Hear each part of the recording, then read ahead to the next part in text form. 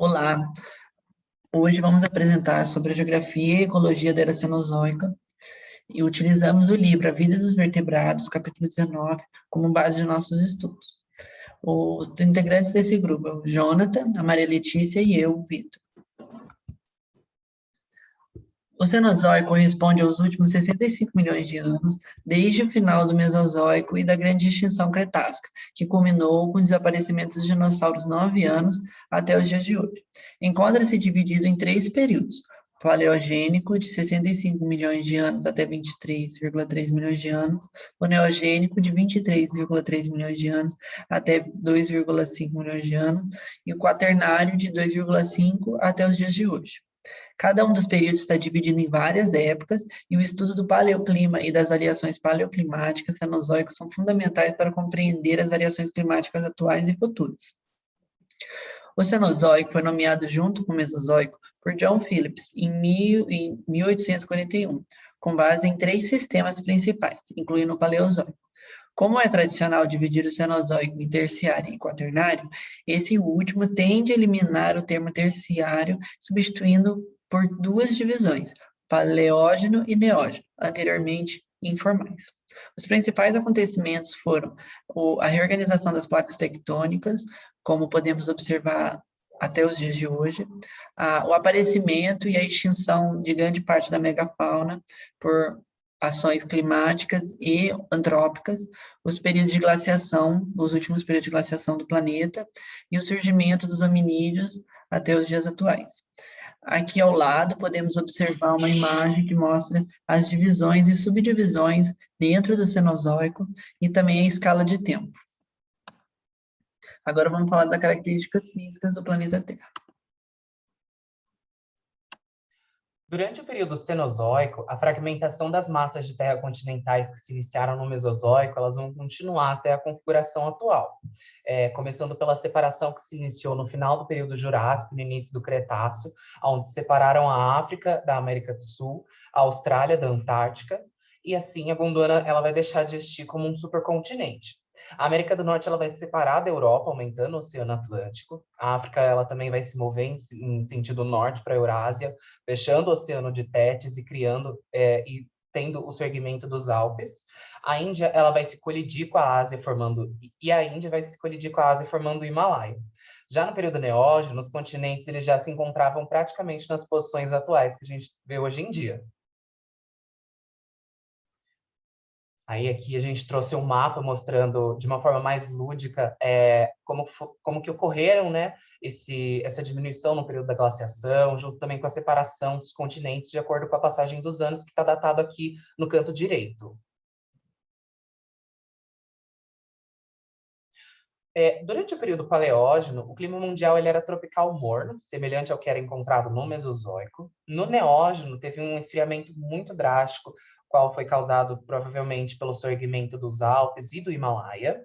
E já durante o período Quaternário, o clima frio ele vai continuar resultando numa idade do gelo e também em consequentes idades do gelo, com períodos mornos entre essas idades. Aí aqui nesse gráfico, a gente consegue visualizar que na primeira glaciação do Cenozoico vai se iniciar um processo de congelamento da Antártica, que até então não era presente por conta das temperaturas mais quentes do planeta. A gente pode ver também ali no canto inferior direito, onde foi datado a última era glacial do hemisfério norte, que favoreceu a migração dos hominídeos pelo Estreito de Bering, indo de uma ponta da Rússia até a outra ponta ali do Alasca, favorecendo mesmo a conquista do continente americano pelos hominídeos. Na glaciação, durante o período quaternário, o clima ele vai variar entre o frio e o ameno, com avanços e recuos glaciais. A extinção também de muitos mamíferos e aves de grande porte é presente nesse período, juntamente também com o surgimento dos primeiros humanos modernos do gênero Homo, sendo marcada também como a era dos seres humanos. No período Neógeno, vários surgimentos e formações de montanhas que dão início à glaciação nos hemisférios norte e sul. Também foi observado uma elevação do Panamá e uma consequente união das Américas do Norte e Sul. E também teve o surgimento dos primeiros macacos do Velho Mundo, mamíferos pastadores, junto com os hominídeos eretos e uma grande diversificação dos mamíferos marinhos.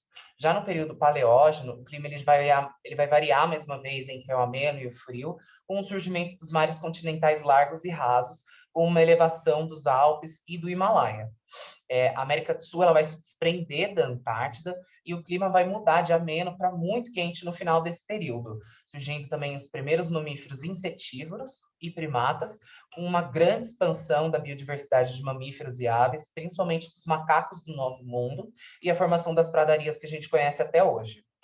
Aí aqui na direita eu trouxe para vocês uma foto de um mamute congelado pelo permafrost, ali na Sibéria, que a gente consegue ter uma noção mesmo que o período da glaciação foi tão intenso que foram preservados alguns exemplares desse período que a gente consegue datar até os dias de hoje. Aí também nesse mapa eu trouxe ali no canto superior esquerdo para dar sobre a glaciação além também, e mostrando ali sobre o Estreito de Bering, que foi a passagem mesmo dos hominídeos ali da ponta da Rússia até a conquista nas Américas, para estar evitando mesmo esse período da glaciação intensa na era no período paleógeno. Boa tarde, agora eu vou falar sobre as características biológicas do planeta Terra. Eu vou começar com a flora.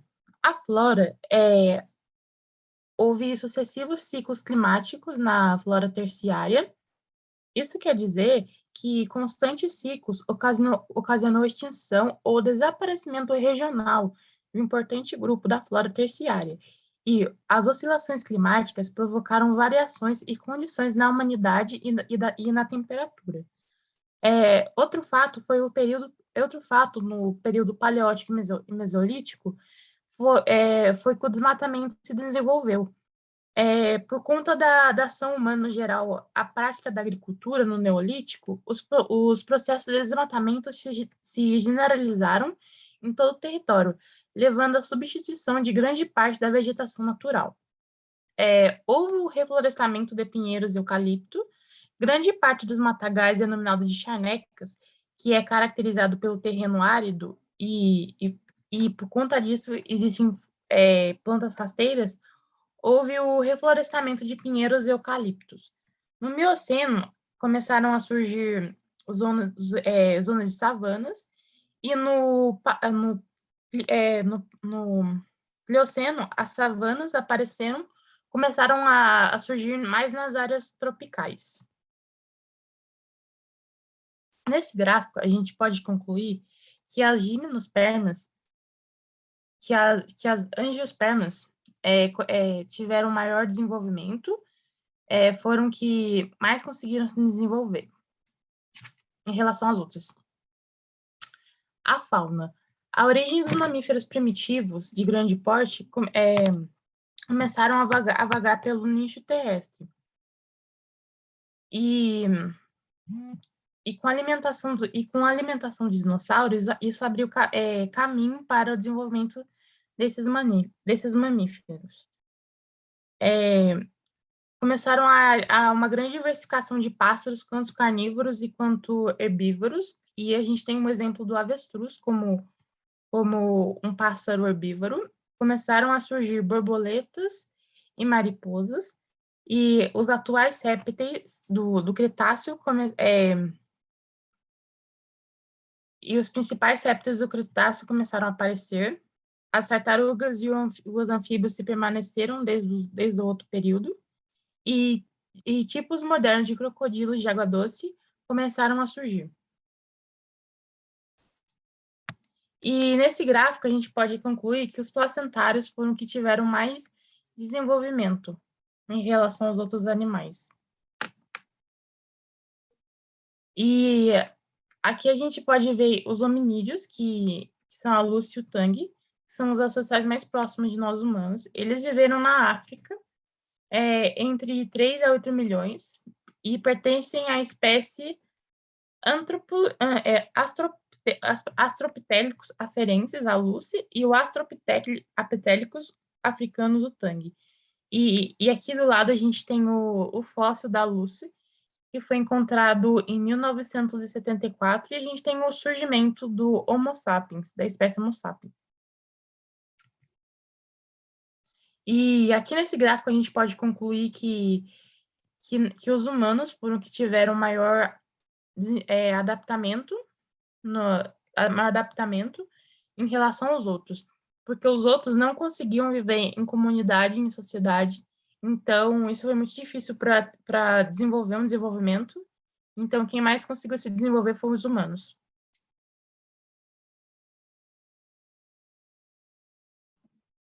Sobre as extinções, a extinção do Plioceno se deu por conta de questões climáticas. A deterioração climática do Eoceno e do Oligoceno seria responsável por uma eloquente mudança faunística ocorrida nesse limite.